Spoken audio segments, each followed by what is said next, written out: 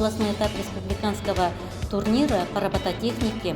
Всего у нас участвовало 72 команды. Турнир проходил по 7 номинациям. Это робо-сумо, эстафета, гонки по линии, кегельринг квадро, биатлон младшая группа, биатлон старшая группа, лабиринт.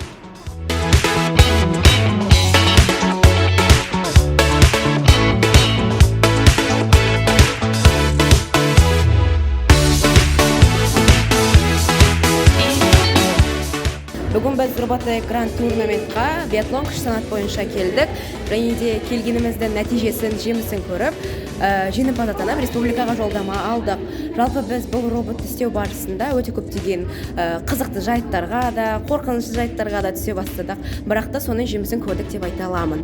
Бүгінгі күнде енді жалпы қазіргі таңда менің командамда бір адам, жаңағы екі адамбыз, біз бір-бірімізбен.